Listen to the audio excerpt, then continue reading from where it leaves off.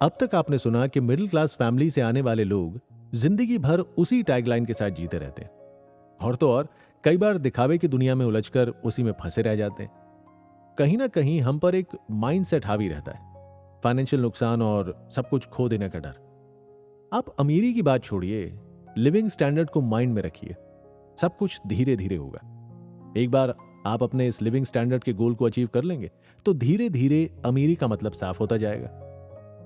धीरे धीरे रे मना, धीरे सब कुछ होए, माली सींचे 100 घड़ा, ऋतु आए फल होए। मतलब तीचने लगे तब भी फल ऋतु के आने पर ही लगेगा। चलिए समझते हैं, कुछ लोगों के लिए मैथ्स इतना आसान क्यों है, कुछ के लिए बेहद मुश्किल। एक्चुअल में हम दिमाग को एक ही संदेश बार बार भेजते हैं कि मैथ्स मुझसे ना हो पाएगा। यही मुझसे ना हो पाएगा, मेरे बस का नहीं, इसे दिमाग एब्जॉर्ब कर लेता है।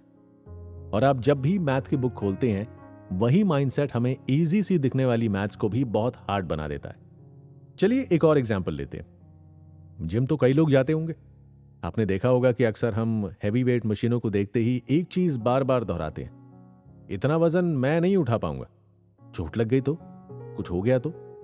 बस यहीं आपने हार मान ली और खुद का एक माइंडसेट तैयार कर लिया कि ये मेरी हद है, इससे आगे मैं नहीं जा सकता या नहीं जा सकती। यानी हमने अपने आसपास एक कंफर्ट जोन बना लिया। हमने मिडिल क्लास होने को एक कंफर्ट जोन बना लिया। हमारे आसपास का एनवायरनमेंट भी हमें इसमें आगे बढ़ने से, नई सोच से रोकता है। हम उसी आरामगाह में जीना चाहते हैं जिसे हम पीढ़ी दर पीढ़ी देखते आ रहे हैं। चलिए समझते हैं कैसे। हम कहानी को 3 हिस्सों में बांट लेते हैं, लोअर, मिडिल और अपर क्लास। अब देखिए, लोअर क्लास रोज कमाती है, रोज खाती है। उनके पास खोने को कुछ नहीं है। वो जानते हैं कि उन्हें सिर्फ आज आज का इंतजाम ही करना है। उन्हें पीढ़ियों की परवाह नहीं है, ना ही कोई ऐसी जिम्मेदारी है जिसे उन्हें जीवन भर निभाना है। ऐसे में उनके पास रिस्क लेने के सिवाय कोई चारा नहीं बचता। इसे समझने के लिए फिल्म के कैरेक्टर पुष्पा और केजीएफ के रॉकी को आप अपने माइंड में रखिए। क्या सिमिलैरिटी पाते हैं आप उनकी कहानियों में? गरीबी और रिस्क। हर कहानी का नायक या तो गरीब है या बहुत अमीर। अब रिच क्लास को समझिए, जिनके पास इतनी सेविंग तो है कि वो रिस्क ले सकते हैं। एक एग्जाम्पल, आप अपने किसी फ्रेंड का कैरेक्टर ले लीजिए जो एक रिच क्लास फैमिली को बिलोंग करता है। क्या उसने आपकी तरह नौकरी चुनी या कोई नया बिजनेस शुरू किया? अच्छा, आपने नौकरी क्यों चुनी? क्योंकि आप मंथली इनकम से संतुष्ट हैं। आप सेटिस्फाइड हैं कि आप जितना कमा रहे हैं वो आपके लिए इनफ है। ज्यादा रिस्क लेने के चक्कर में कहीं जितना आपके पास है वो भी ना गवा दे। मतलब आप ना तो अपनी पेशेंस का यूज करेंगे, ना ही रिस्क लेंगे। बस कमाए जाओ, प्रभु के गुण गाए जाओ। और एक ये जो सेविंग्स को लेकर प्रथा चली आ रही है, हम इसी ट्रैप से ऊपर नहीं आ पा रहे। हमें शुरू से ही सेविंग्स करने की सलाह दी जाती है, लेकिन रिस्क और इन्वेस्टमेंट को लेकर कोई बात नहीं की जाती। मिडिल क्लास की सबसे बड़ी प्रॉब्लम है कि पैसा कहां से आए। क्या आप जानते हैं, हमारे देश में सिर्फ 10% लोग हैं जो रिच कैटेगरी से बिलोंग करते हैं, बल्कि 50 से 60% मिडिल क्लास की कैटेगरी में। मिडिल क्लास में इतनी भीड़ क्यों है भाई? जिसका एक ही रीजन है, पैसे की समस्या और जॉब क्लास, जो सिर्फ सोचते हैं कि पैसा कैसे आए, लेकिन रिस्क से डरते। हम बजट बनाने, कॉम्प्रोमाइज करने और सेविंग के चक्कर में मिडिल क्लास ही बने रह जाते हैं। फिर भी पैसे की प्रॉब्लम सॉल्व नहीं हो पाती है। इसीलिए फाइनेंशियल एक्सपर्ट कहते हैं कि सेविंग में उतनी भलाई नहीं है। एक तो ये पूरी लाइफ आपको बांध के रखती है। आप सेविंग्स के चक्कर में अपने सपनों को भूल जाते हैं। सेविंग करो लेकिन अच्छे इन्वेस्टमेंट और मनी माइंडेड भी बनो। सेविंग करने वाले लोग फिर भी एक बार को नुकसान से बच जाते हैं, लेकिन एक और कैटेगरी है जो फ्यूचर में सबसे बड़ा नुकसान झेलती है।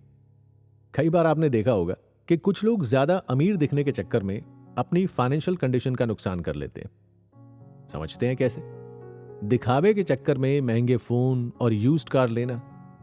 हम यूथ को रिलेट करते हुए बात करें तो आज बड़ी कंपनियों में खुद की बेहतर लाइफस्टाइल दिखाने के चक्कर में कुछ लोग सेविंग तो क्या, बचे खुचे पैसों को भी दांव पर लगा देते हैं। ऐसा दांव जो अक्सर खर्चे बढ़ा देता है। जैसे शो ऑफ के चक्कर में कोई पुरानी कार खरीद रहा है और दोगुना इंटरेस्ट पर ईएमआई भर रहा है। हमारे बुजुर्गों ने कहा है, ऐसी चीज लो जो घर में काम आए।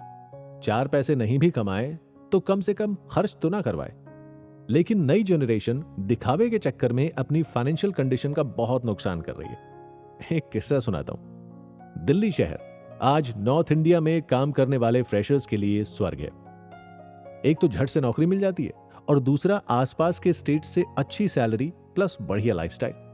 बड़ी बड़ी मल्टीनेशनल कंपनियां करीब से गुजरो तो यूं ऊंची गर्दन करके देखना पड़े। अब ऐसे में क्या होता है, आपकी कंपनी तो लगातार ग्रो करती है, लेकिन एम्प्लॉइज दिखावे के ब्रांडेड कपड़ों से कम बात ही नहीं करते।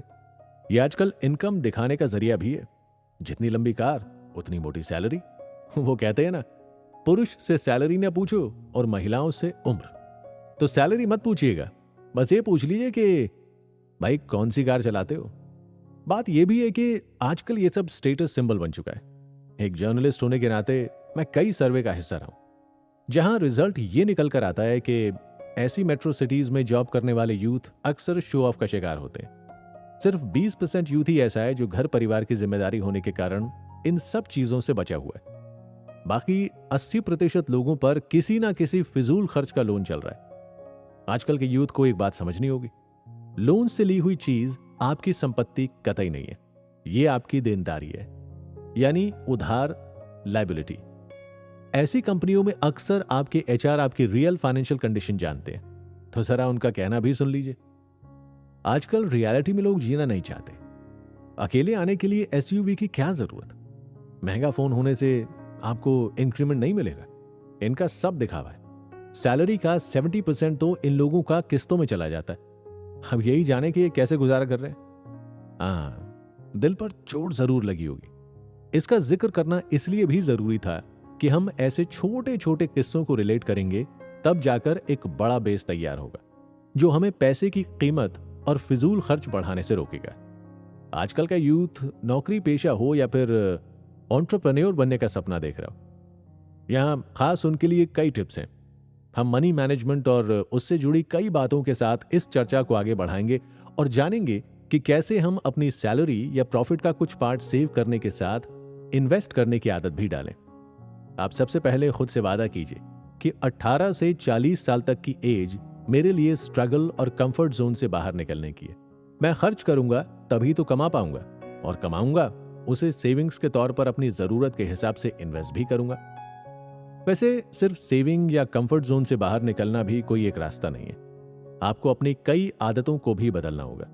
तो अगर आप भी अपनी हर ख्वाहिश पूरा करने का सपना देख रहे हैं, तो ये एपिसोड्स आपके लिए बहुत जरूरी होने वाले हैं। आप खुद में एक बदलाव महसूस करेंगे। आपको खुद महसूस होगा कि जिन छोटी छोटी चीजों को आप इग्नोर करते आ रहे थे, वो फ्यूचर में कितनी इंपॉर्टेंट थी। किस तरह पैसे वाले लोग अपने टाइम, पैसे और एनर्जी को असरदार तरीके से मैनेज करते हैं। कई बार सिर्फ देखने से ही आप किसी शख्स के दौलत के लेवल का अंदाजा नहीं लगा सकते। आपने देखा होगा कि कई मिलियनेयर आज भी सेकंड हैंड कार चलाते हैं। आप सीखेंगे कि कैसे कैसे पेरेंट्स अपने जवान बच्चों की जिंदगी में जाने अनजाने में पैसों की मदद करते रहते हैं। वो अपने ही बच्चों का नुकसान कर डालते हैं, जो उन्हें खर्चीला और कंफर्ट लेवल से बाहर आने से रोकता है, जिससे वो खुद कभी अपने दम पर अमीर नहीं बन पाते।